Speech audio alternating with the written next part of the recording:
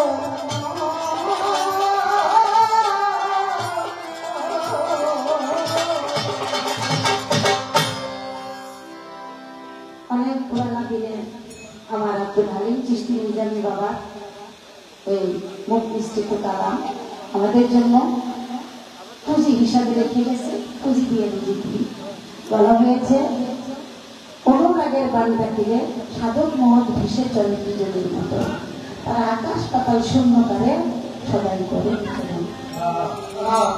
যারা নাকি রুহানি শক্তি পেয়ে গেছে, যাদের রুহানি পাওয়ার হয়ে গেছে, এই যে বলা হয়েছে শ্বাস প্রশ্বাস, জোয়ার ভাটা, শ্বাস প্রশ্বাস, এই যে ত্রিবেণী আর পৃথিবী, ঊর্ধ্ব জগতে যেটা সেটা হলো ত্রিবেণী আর নিচে হলো সেটা হলো পৃথিবী। নিচে যেমন গঙ্গা যমুনা সরস্বতী বলা হয়েছে না, মেয়ে গঙ্গা যমুনা সরস্বতী, আর ঊর্ধ্ব জগতে বলা হয়েছে এরা পিঙ্গলা সুষমা। এটা হলো শ্বাস প্রশ্বাস। এই শ্বাস প্রশ্বাসটা যদি আপনি বুঝে এটা মা রক্ষা করে চলতে পারেন তাহলে আপনি জোয়ার ভাটা বুঝতে পারবেন।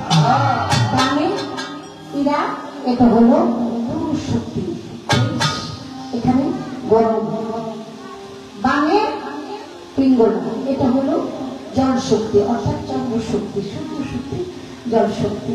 এই শ্বাস প্রশ্বাস এটা বেছে যদি কোনো সাধক চলতে পারে তাহলে শুভ অশুভ এই হিসাবটা সে বুঝতে পারে। এখন আমি আপনাদেরকে কিভাবে বলবো, আপনার জীবন থেকে আপনি যদি সেই গরমের শক্তি, যে শক্তি হলো বিদ্যুৎ সম্পূর্ণ, যেটা হলো স্রোত, যেটা বলা হয় কারেন্ট, কারেন্ট ছাড়া বিদ্যুৎ সম্পূর্ণ হয় না। এখানে জলের মধ্যে একটা গরমের পাওয়ার থাকে, ওখান থেকে বিদ্যুৎ, আর বিদ্যুৎ থেকে আলো। এই দিনের ভিতরে কিন্তু আপনার যে আলো সঞ্চালন হয় সেটা কিন্তু সেই গরমের শক্তি। আপনার হাত দুটি সামনে রেখে আপনি যখন একটা ছিদ্র বন্ধ করে যখন আপনি শ্বাস প্রশ্বাস নেওয়ার চেষ্টা করবেন, যদি দেখেন আপনার এই শ্বাস প্রশ্বাসটা শীতল হয়ে গেছে, তখন আপনার বুঝতে হবে আপনার জীবন থেকে আপনি ওই যে সূর্য শক্তি, অগ্নি শক্তি, গরমের শক্তি আপনি ক্ষয় করছেন, আপনি লস। এটার কোনোদিন কোনো বাজার নাই, কোনো টাকা পয়সা নাই যেটা দিয়ে আপনি ক্রয় করতে পারবেন। এই দেহের জোয়ার ভাটা যদি আপনি বুঝতে না পারেন তাহলে এই দেহটা খন্ড খন্ড, লন্ড ভন্ড। আপনি যদি এই যে টান হয়ে তারাবার মতো জীবন পেয়েছেন, আপনি যদি এই জীবনটাকে বারবার আপনি পশুর মতো উপর করেন, মাথাটা নিচু করেন শুধু দুনিয়ার স্বাদ মেটাবার জন্য, তাহলে সাধক বলেছে আগামীতে তোমার পশুর চলে আসে। এই কথাগুলি না বললে আমরা বিচার গান কিভাবে করব? আমাদের বিচার গানটা কেন? আমাদের নিজের বিচার বুঝতে হবে এবং সেটা বর্ণনায় আসতে হবে। এই জন্য কথাগুলি আমি বলছিলাম। আসলে আমি কি বলবো, সাধকের সঙ্গ করতে হয়। আপনি বললেন যে আপনার ভান্ডারের সঙ্গ করছেন আপনি 12 বছর, 12 বছরে কি আপনি মানে বাড়ছেন নাকি কমছেন আমি নিজে বুঝলাম না। আজকে পালার বিষয় না, যদি একটা শুদ্ধ সচেতনমূলক আলোচনা হয় সেটাকে স্বীকৃতি দিতে আপনার কথা।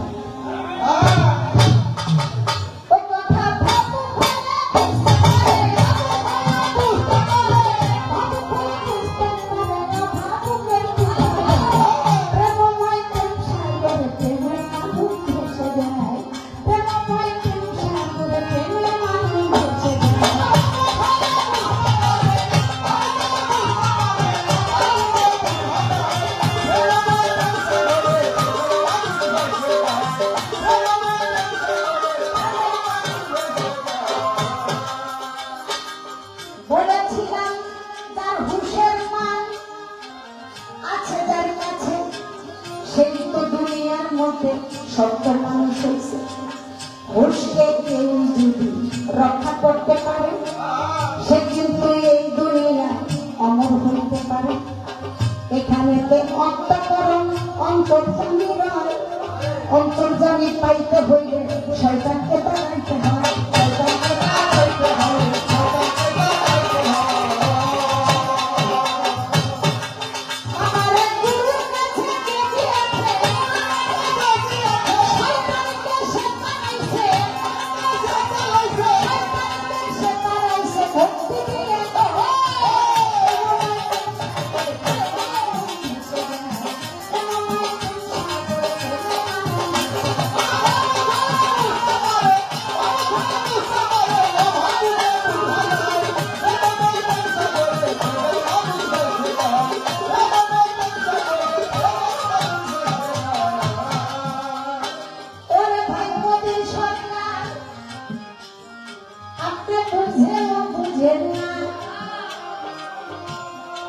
এই কারণে আমার কথা করে গেলেন মা, বলে তাহলে পাই কি? আমি কি তাই বলছি? আমি তো বলছি যে যদি শয়তানকে বিতাড়িত করতে চান তাহলে একজন কামেল মুর্শিদের কাছে যান। মুর্শিদের সামনে যখন আপনি আত্মসমর্পণ করবেন, আপনাকে যখন আপনি তার কাছে বিলীন করে দিবেন, সে যখন তওবার মাধ্যমে আপনাকে কবুল করে নেবে, তখন আপনি শুদ্ধ হবেন, তখন আপনি শয়তান মুক্ত হতে পারবেন। আপনার মস্তিষ্কে আপনার অন্তরে আর শয়তানের স্পর্শ থাকতে পারবে না। আপনার ভিতরে 6টা ঋতু, ওই ঋতুগুলি আপনার অধীনে চলবে, ওই পশুগুলি আপনার অধীনস্থ হয়ে যাবে, আপনি পশুর মতে আর চলবে। আমি সেভাবে কথা বলছি। শয়তানের কোনো কিছু ভয় পায় না, একমাত্র ভয় পায় একজন কামেল মুর্শিদের। আল্লাহর প্রতিনিধিত্ব যারা করে, আল্লাহর স্থলাভিষিক্ত যারা নাকি দিক নির্দেশক, পথ প্রদর্শক, আত্মার চিকিৎসক, একমাত্র সেই ধরনের সচেতন একজন মুর্শিদের কাছে মাথা মতো করবেন, তবেই সরকার বিতাড়িত হবে। আমি তো এই কথা বলছি। এই কথা যদি আপনার মাথার মধ্যে না ঢুকে তাহলে এখানে আমার দাওয়াত করার কোনো দরকার ছিল না। বুঝতে তাহলে আমার কষ্ট দিয়া আপনার ডিমোশনের ব্যবস্থা করতেছে, প্রমোশন করবে ডিমোশন।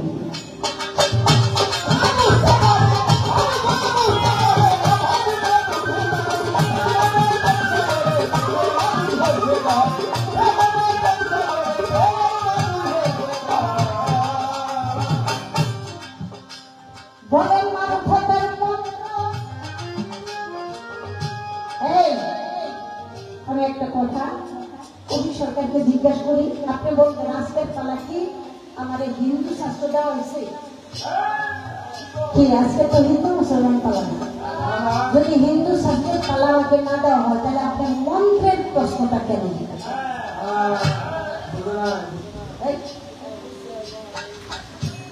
আপনি বললেন যে আপনার মারফতের মন্ত্রটা, এই মন্ত্রের প্রসঙ্গটা কেন? মন্ত্র তো আমার মুসলিম ধর্মের না।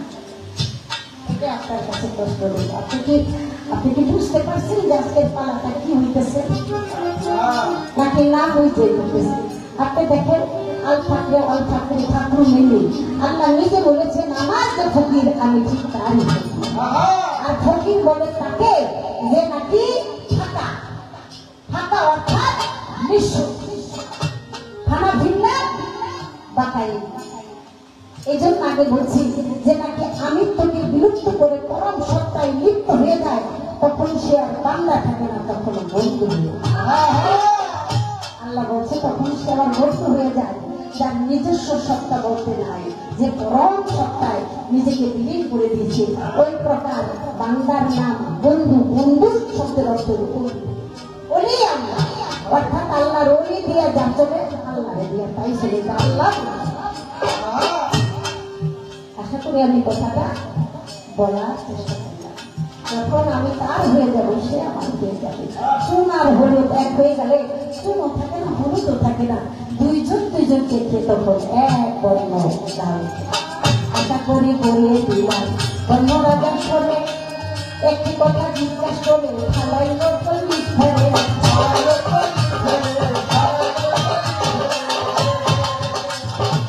বলে গেল কথাটা মাথা দেখাইল একজনে। কয়দিকে বলবো আমি, বলবো গানে গানে। ওরে দিল্লির জঙ্গলে এত পাগল ঘুরতো ভাই। আল্লাহ এই ভবিটা আরে দিল্লির মসজিদে যত নামাজি গণ ছিল, সবাই মিলে ওই পাগলাকে জোর করে মসজিদে ঢুকাইল। পাগল হয়েছে, মসজিদে আসে না, নামাজ পড়ে না, হুকুম হুকুম একটা আল্লাহ আল্লাহ আল্লাহ। আজকে জোর করে আমরা নামাজে আনবো,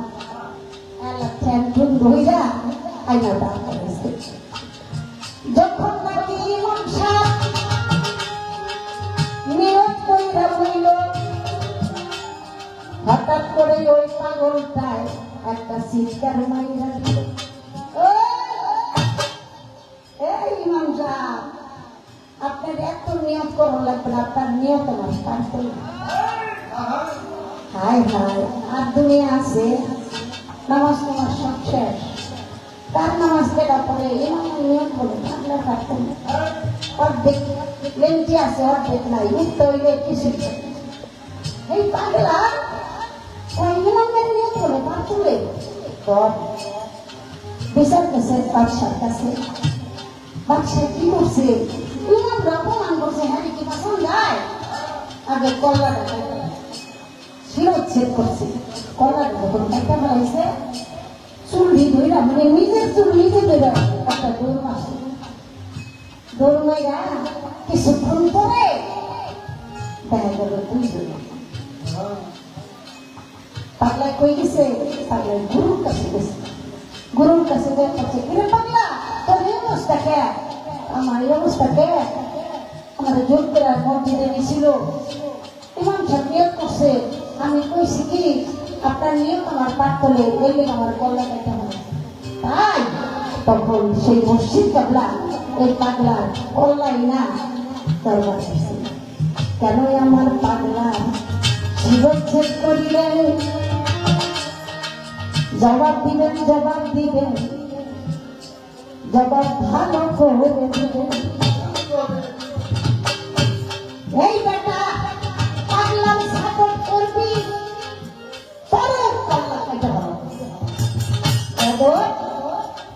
বলেন না আমার পাগলা কি কইছে। তোর পাগলাই কয় ইমামের নিয়ত নাকি ওই পাগলার পায়ের তলে, এই কারণে তার কল্লা কাটছি তোমায় দিলাম বলে। বলে আমার পাগলায় কোন জায়গায় দাঁড়াইছিল একটু দেখাও, সেই জায়গায় খান। ওই জায়গায় নিয়ে গেল, শুনে না সেখানে পাগলার ফিরে কোন জায়গাটা খুঁজ। যখন খুঁজা দিল দেখে 7 কলসি সোনার স্বর্ণ মুদ্রা, 7 কলসি। ব্যাপার কি? পাগলার পাট করে 7 কলসি স্বর্ণ মুদ্রা কেন? তখন বলল হুজুর আপনার ইমাম দইবার জিগার তাই নিয়তটা করছে। ইমাম সাহেব মুসলমানের জবাব, আপনি বলেন আপনি নিয়ত করছিলেন কি?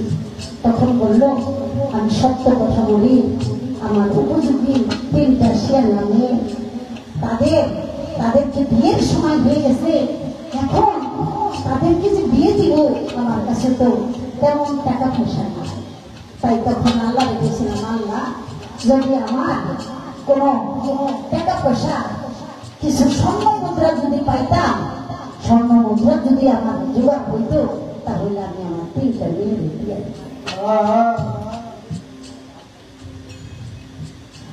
সবাই জমা বন্ধ হয়েছে না। তখন ওই পাগলের ফিরে বলতো, ডাক্তার ইমাম সাহেব তো স্বর্ণ মুদ্রার জন্য আল্লাহর কাছে ক্ষমা করছে, আর আমার পাগলা তখনই বলছে যে আপনার নিয়ত আমার পায়ে। তাহলে বলেন আমার পাগলা কি ভুল করছে, অপরাধ করছে? তখন বাদশাহ বলতে হবে না, আপনার পাগল কোন অপরাধ করে নাই, অপরাধ করেছে ইমাম সাহেব। তখন ইমাম সাহেবকে বলল যে শিরচ্ছেদ করেছি, শিরচ্ছেদের পরিবর্তে আপনারও তাই করতে হবে। তখন সে নিজেই রাজি হয়ে গেল, হ্যাঁ আমি অপরাধী, আমি অপরাধ। তাই সে পাগলা নিয়োগ করা হয়েছে। এখানে একটা কথা আমি বলার চেষ্টা করলাম, মাত্র দেখাইছি কিন্তু অনেকেই দেখাইছি। আমার কাছে মাঝে বাউস পাক হজরত বড় কিতাব দুইটা বেশি লাগে রাহমতুল্লাহ আলাইহি, সে তোমার